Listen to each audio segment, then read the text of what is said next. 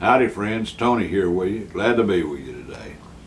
I'm going to set out to show you another wonderful old song today. I call it easy strumming rhythm, and what I want to emphasize on is the old songs, the old hymns, the old folk songs, old country and bluegrass tunes. And today I've chosen a song called The Old Rugged Cross. It's a wonderful old hymn, and we're going to do it in the G major.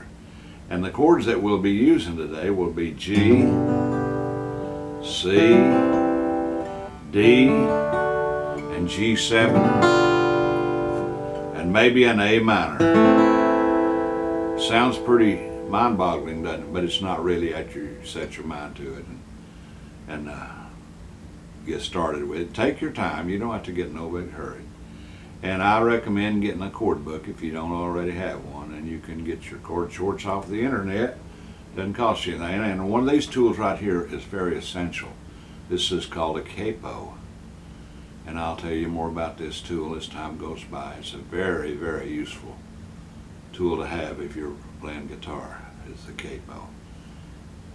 It'll help you tremendously in singing in different chords. That's what it's designed for. But anyway, we'll get more into the capo later on. Now the first chord I want you to work with me, and we're going to count our fingers. The index is the pointing finger, and the middle finger, some people call it the bird finger, but we call it the middle finger. And of course your number 3 finger, and the pinky is the number 4. All right, we're going to take that middle finger and we're going to place it right behind the 3rd fret. These metal devices are frets. They're all up and down your guitar.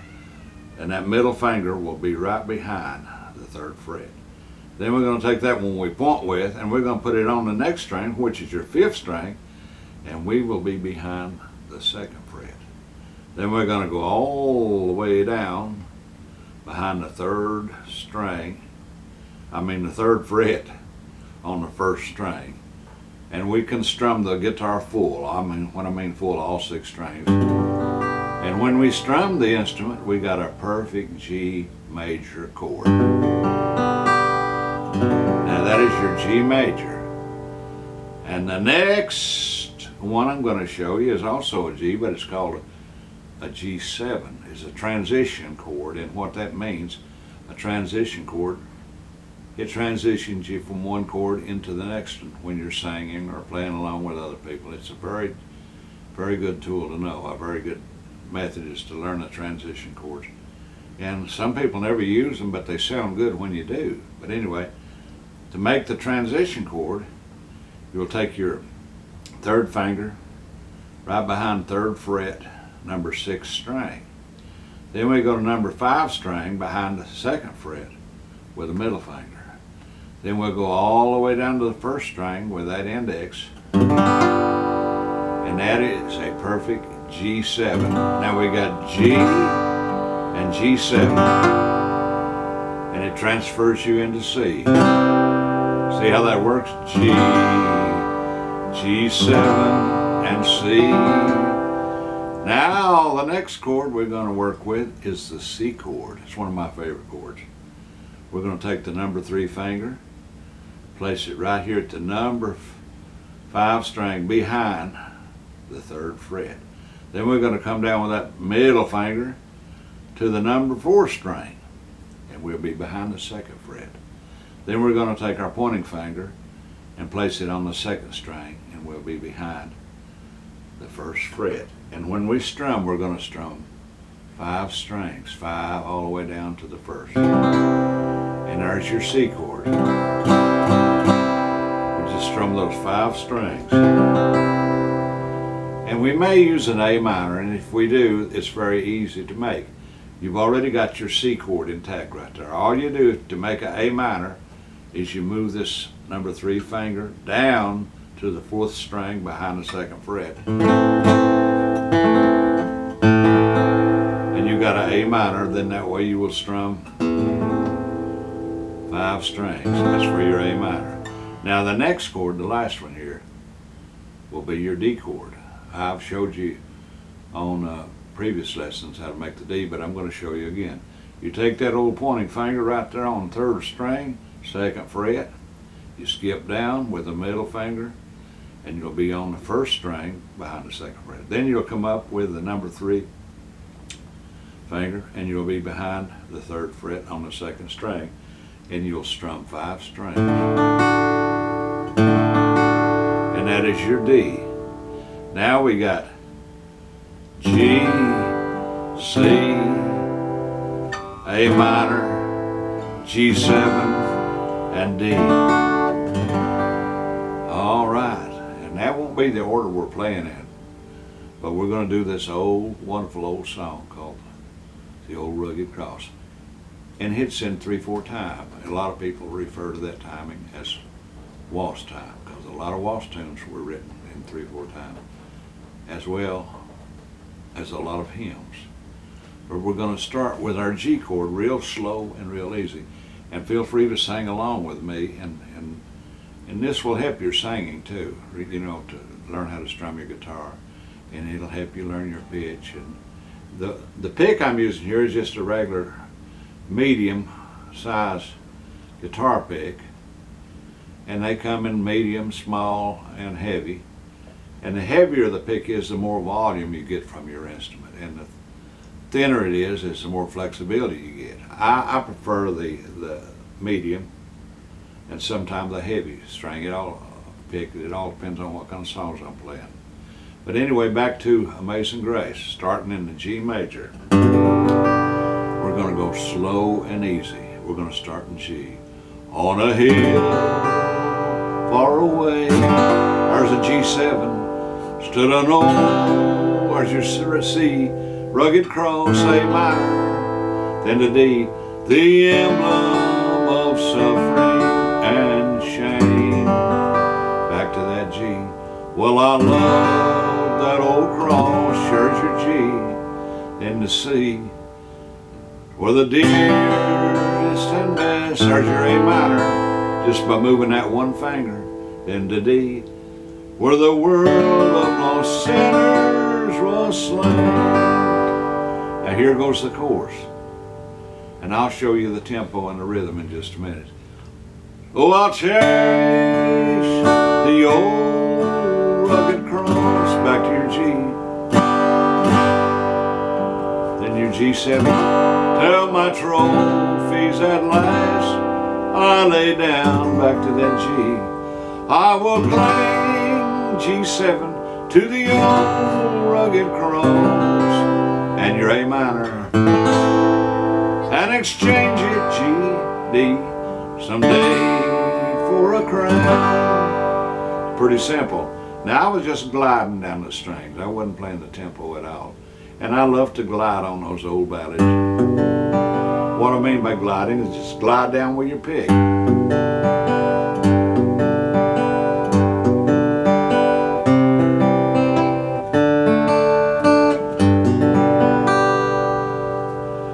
Now let's go with the song in slow motion.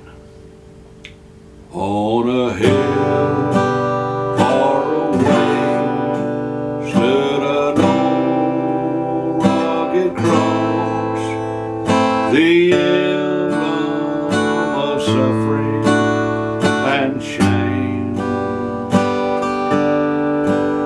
Oh, I love that old cross, where the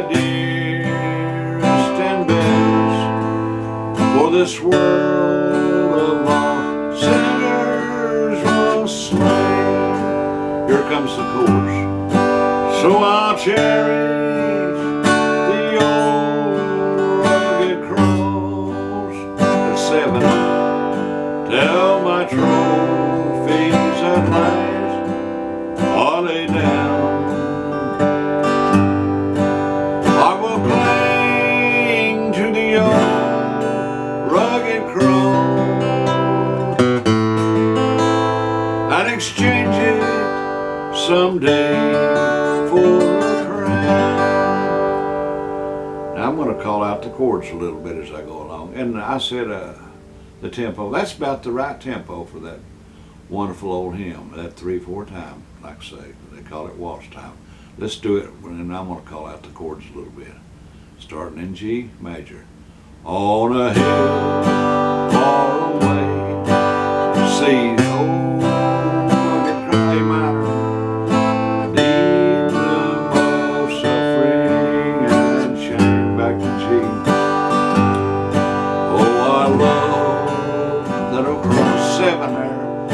the deer C, A minor. This world of lost sinners was slain. Here's the chorus.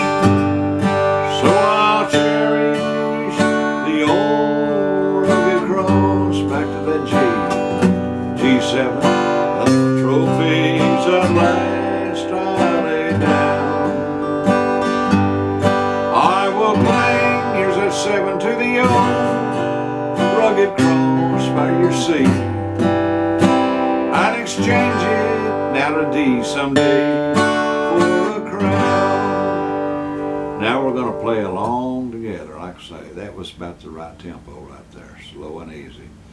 And just take your time and play along with me. And what you're doing, you're learning to play by ear. And it's very, very essential that you do that if you're going to play with groups and bands and jam sessions. And I encourage going to jam sessions. And most communities have jam sessions where musicians congregate and get together and have a good time. And that's what it's all about. You might want to play your instrument in church after you get a little bit better.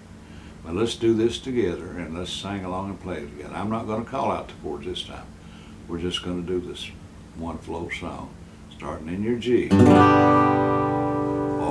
a hill far away stood an old rugged cross, the emblem of suffering and shame.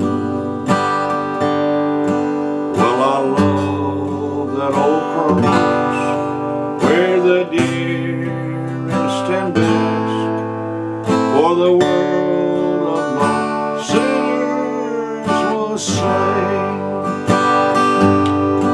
So I'll cherish the old rugged cross, tell my trophies at last are laid down. I will cling to the old rugged cross and exchange it someday for a crown.